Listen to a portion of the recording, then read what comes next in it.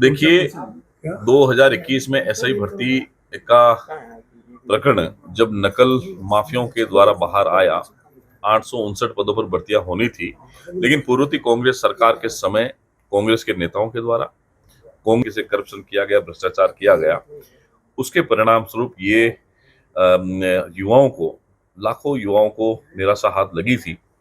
लेकिन अपनी अपनी सरकार का अलग अलग मत होता है। हमारी सरकार ने आते ही एसआईटी का गठन किया, नकल माफिया पर नकेल कसी, और जो लोग भर्ती में फर्जी पाए गए थे, लगभग 859 में से 68 के करीब राजस्थान सरकार ने माना था कि उनके संलिप्तता की बात आई है, उनके खिलाफ कार्रवाई भी की है। और चूंकि कल ही माननीय राजस्थान उच्च न्यायालय का निर्णय आया है, इस पर बैठ करके बातचीत करेंगे। राजस्थान के मुख्यमंत्री भजन लाल शर्मा जी के नेतृत्व में जो भी फैसला राजस्थान के हित में, छात्र हित में होगा, उसको आने वाले समय में लिया जाएगा। सर, क्रेडिट लेने की होड़ मची है सर। देखिए, क्रेडिट लेने की बात नहीं है। राजस्थान की परंपरा रही है कि जब भी कोई माननीय न्यायालय के माध्यम से कोई फैसला हुआ है, उसमें किसी को क्रेडिट लेने की आवश्यकता नहीं है, और वो न्यायालय का फैसला है। न्यायालय का फैसला हम सबके लिए सर्वोपरि भी। लेकिन जिस तरह से शब्दों का प्रयोग हनुमान बेनीवाल जी, करोड़लाल जी के लिए किया और वो एक ऑडियो वायरल हुआ, देखिए, उस पर उनसे ही बात करना ठीक रहेगा और उनसे ही प्रतिक्रिया ली जानी चाहिए। सर, पैसे मांगे और दिए उन्होंने, ये भी बात कहीं पे स्वीकारी हो रही है। वो वापस आरोप लगा रहे हैं कि तुम्हारे पास है क्या संबंध। देखिए, कोई भी प्रकरण अगर होता है, जिन व्यक्तियों के बीच में संवाद होता है, उनसे पूछा जाना चाहिए। लोकतांत्रिक व्यवस्थाओं में पारदर्शिता, ईमानदारी होना आवश्यक है। और जो लोग इस प्रकार की बातें करते हैं, जिन लोगों ने भी इससे काले खेल में हिस्सा लिया है, उनको जनता भी जानती है, और आने वाले समय में इसका जनता जवाब देगी। आप आरएसएस से जुड़े हुए, ये समन्वय बैठक का काम संघ और उच्च अधिकारियों का है। इस संबंध में संघ हमेशा सलाह देने का काम करता है भारतीय जनता पार्टी को।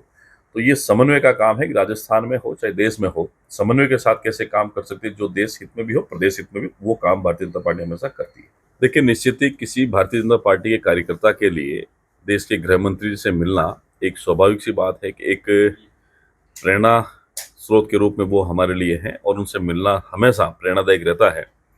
एक शिष्टाचार मुलाकात के नाते, इसलिए कि वो मुझे चुनाव प्रचार में आशीर्वाद देने के लिए आए थे, और मैं उनसे मिलने के लिए बहुत दिनों से प्रयासरत था। उनका अपॉइंटमेंट मिला, और शिष्टाचार के नाते माननीय गृह मंत्री अमित शाह जी से मिलना हुआ।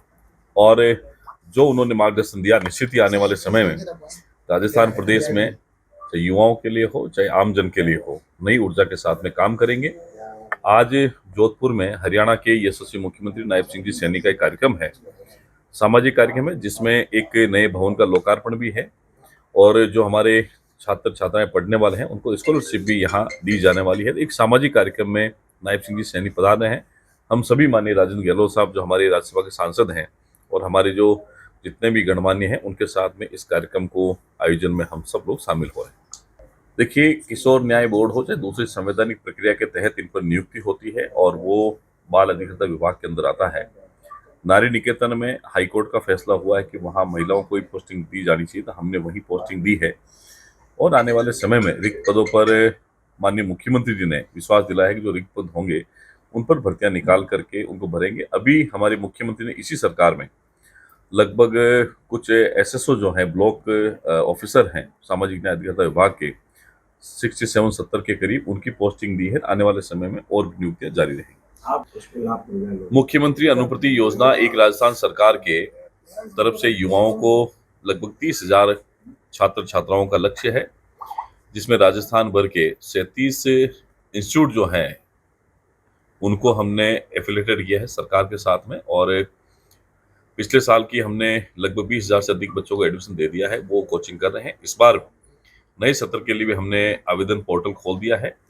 छात्र छात्राएं जहां चाहे आवेदन कर सकते हैं, और 30,000 तक की क्षमता हमने रखी है। इन कोचिंग संस्थानों के माध्यम से निःशुल्क उनको कोचिंग दी जा रही है। कांग्रेस हो या कोई विपक्षी दल हो, जब लंबे समय तक सत्ता में रहे, उसके बाद में जब सत्ता में बाहर हो जाते हैं, तो उनका जो सत्ता का मोह है वो टूटता नहीं है। और सत्ता के मोह में इस प्रकार के निर्णय वो लोग करते हैं जो जनता को कभी पसंद नहीं आते हैं। राजस्थान विधानसभा का सत्र शुरू होने वाला है, और उसमें सर्वदलीय बैठक में परंपरा रही है राजस्थान की विधानसभाओं की कि हर बार जब भी कोई फैसला होता है सर्वदलीय बैठक में होता है। लेकिन कांग्रेस ने एक अनुचित निर्णय लिया है, और निश्चित ही राजस्थान की जनता इसका निंदा करती है, भारतीय जनता पार्टी उसकी निंदा करता है। उनको सर्वदलीय बैठक में आकर के अपनी बात कहनी चाहिए। कल आपने देखा होगा जिस तरीके से बिहार में आम चुनाव से पहले राहुल गांधी जी के मन से और आरजेडी के जो नेता हैं तेजस्वी यादव के मन से जिस प्रकार से प्रधानमंत्री मोदी जी के लिए, उनकी स्वर्गीय माता जी के लिए जो अपशब्द काम में लिए गए, पूरा देश उसकी निंदा करता है और कांग्रेस को और विपक्षी दलों को इस बात के लिए माफी मांगनी चाहिए।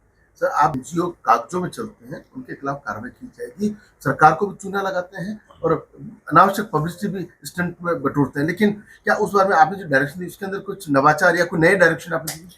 देखिए, निश्चित ही जो गवर्नमेंट ग्रांटेड एनजीओ हैं, उनका समय समय पर निरीक्षण होता है, उनकी हम लोग देख रेख भी करते हैं और जो किसके खिलाफ में शिकायत आती है, जो काम नहीं करता उसको ब्लैकलिस्ट करने का काम भी करते हैं, उसको बंद करने का काम भी करते हैं। बहुत सारे एनजीओ को हमने बंद किया है।